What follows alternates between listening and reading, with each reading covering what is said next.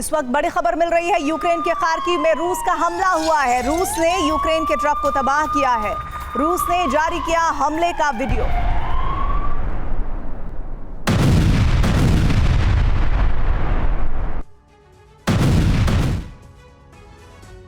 युद्ध को 1000 दिन पूरे हुए तो पुतिन और उनकी सेना ने यूक्रेन की धरती पर नया सैन्य अभियान शुरू कर दिया। इस अभियान का नाम है ऑपरेशन पूर्व और दक्षिण, और इसके तहत रूसी सेना जनवरी से पहले ही पूर्वी और दक्षिणी यूक्रेन पर कब्जा करना चाहती है।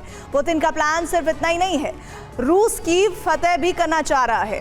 कीव को घेरने के लिए रूसी सेना ने स्पेशल कमांडो भी भेज दिए हैं। तो सवाल यही है कि क्या जनवरी से पहले ही यूक्रेन सरेंडर को मजबूर हो जाएगा? रूस यूक्रेन जंग के 1000 दिन पूरे हो चुके हैं और इसी के साथ रूसी सेना यूक्रेन में प्रलय की बरसात करने लगी है। रूस की नॉन स्टॉप बमबारी से यूक्रेन पूरी तरह से दहल रहा है।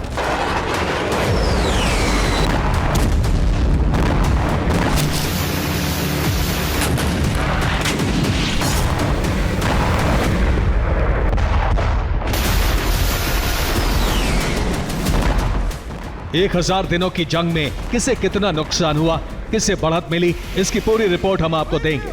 लेकिन सबसे पहले विनाश की वो रिपोर्ट देखिए जो 24 घंटे के अंदर यूक्रेन के शहरों में हुआ है।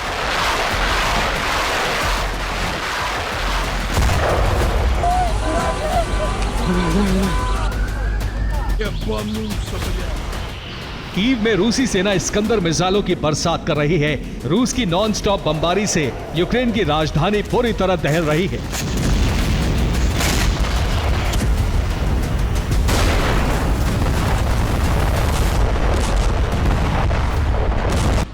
कीव में रूस की बमबारी इसलिए तेज हो गई है क्योंकि पुतिन जनवरी से पहले कीव को चारों तरफ से घेरना चाहते हैं। इसके लिए रूसी सेना ने युद्ध के मैदान में अपनी स्पेशल बटालियन भेज दी है।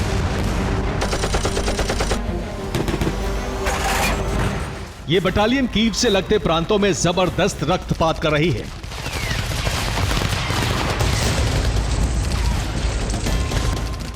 खेरसोन में रूसी सेना ने X-39 मिसाइल से हमला किया। अटैक में वो इमारत तबाह हो गई जिसका इस्तेमाल यूक्रेनी फोर्स बेस के रूप में कर रही थी।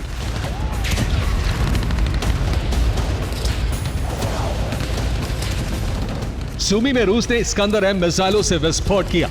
हमले में यूक्रेन का हथियार गोदाम तबाह हो गया।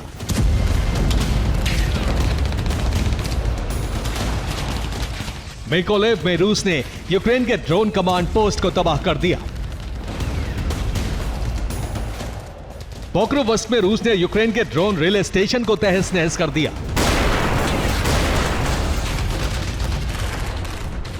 ज़ैपोरिज़िया में रूस ने यूक्रेन के इंडस्ट्रियल कॉम्प्लेक्स को टारगेट किया।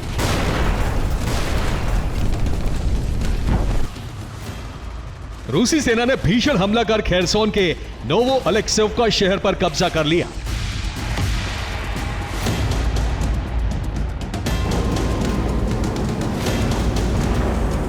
रूस के हमले से हर फ्रंट पर यूक्रेन को बड़ा नुकसान पहुंच रहा है। यूक्रेनी फोर्स के लिए हालात लगातार खराब होते जा रहे हैं। यही वजह है कि अपने सैनिकों का हौसला बढ़ाने के लिए ज़ेलेंस्की फ्रंट लाइन पर पहुंचे।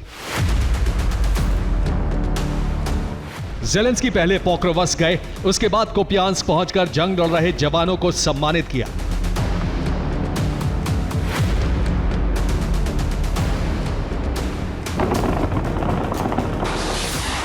जिस वक्त ज़ेलेंस्की फ्रंट लाइन पर थे उसी वक्त रूसी सेना ने पूर्वी और दक्षिणी यूक्रेन को विनाश की आग में पूरी तरह से जलाना शुरू कर दिया।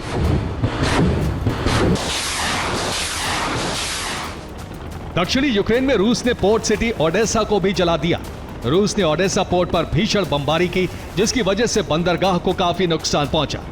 इतना ही नहीं, रूस ने ओडेसा के रिहायशी इलाकों को भी टारगेट किया।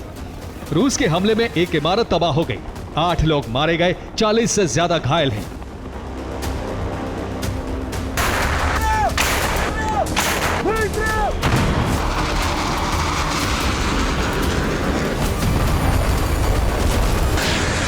रूस की बमबारी इसलिए इतनी विध्वंसक हो गई है क्योंकि पुतिन और उनकी सेना न सिर्फ कीव को घेरना चाहती है बल्कि जनवरी से पहले ही पूर्वी और दक्षिणी यूक्रेन पर कब्जा करना चाहती है।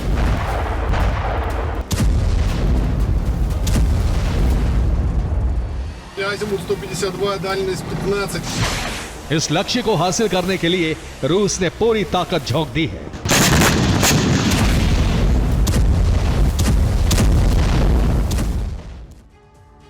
रूसी सेना के रडार पर यूक्रेन की पोर्ट सिटी ओडेसा भी है। रूस इस पर कब्जा करना चाहता है। ओडेसा पर कब्जे से यूक्रेन बंदरगाह विहीन हो जाएगा। ओडेसा पर कब्जे के साथ यूक्रेन ब्लैक सी से भी कट जाएगा। ओडेसा पोर्ट से यूक्रेनी सेना को हथियारों की सप्लाई होती है। रूस ओडेसा पर कब्जा कर यूक्रेनी फोर्स की सप्लाई लाइन को काटना चाहता है। ओडेसा पोर्ट पर रूस के कब्जे के साथ यूक्रेन की हार तय की जाएगी और पूर्वी और दक्षिणी यूक्रेन पर कब्जे से रूस की जीत आसान भी हो जाएगी।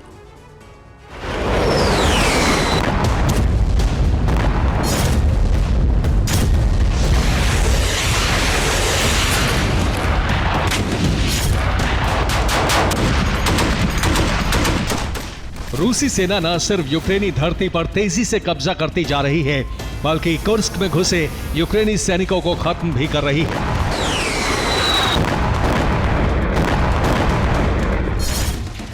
इस काम में रूस की मदद कर रहे हैं उत्तर कोरिया के 11,000 सैनिक। क्रेमलिन ने उत्तर कोरिया के सैनिकों को कुर्स्क में मौजूद यूक्रेनी फोर्स को खत्म करने का टास्क सौंपा है। रूस कुर्स्क में जंग के लिए हर महीने एक उत्तर कोरिया के सैनिक को 2 लाख रुपए दे रहा है। इसका मतलब यह हुआ कि रूस उत्तर कोरिया के 11,000 सैनिकों को हर महीने 220 करोड़ रुपए दे रहा है।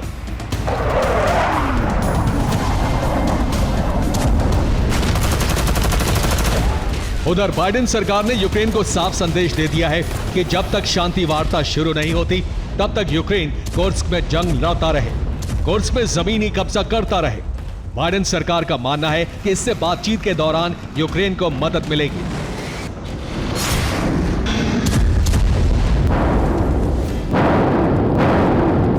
जंग में बने रहने के लिए यूक्रेन ने मिसाइलों और ड्रोन का प्रोडक्शन बढ़ा दिया है। ज़ेलेंस्की ने ऐलान किया है कि यूक्रेन लंबी दूरी तक मार करने वाले 30,000 ड्रोन और 3,000 क्रूज मिसाइलें बनाएगा। अमेरिका और नेटो से हथियार नहीं मिल रहे हैं, इसलिए यूक्रेन स्वदेशी हथियारों से ही मोर्चा लेने की तैयारी कर रहा है।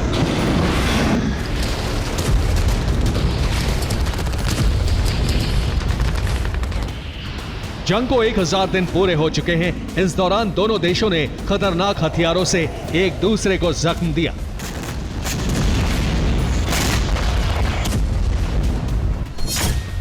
रूस ने किंजल हाइपरसोनिक मिसाइल से हमला किया तो यूक्रेन ने अमेरिका के अटैकमस मिसाइल से धावा बोला।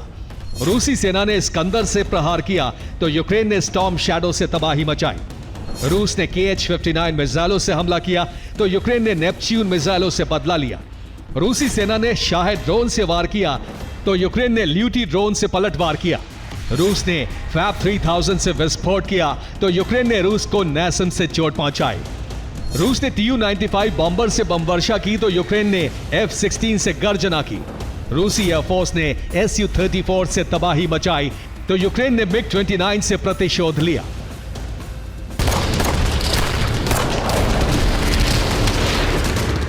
वार पलटवार में दोनों देशों को बड़ा सैन्य नुकसान हुआ है।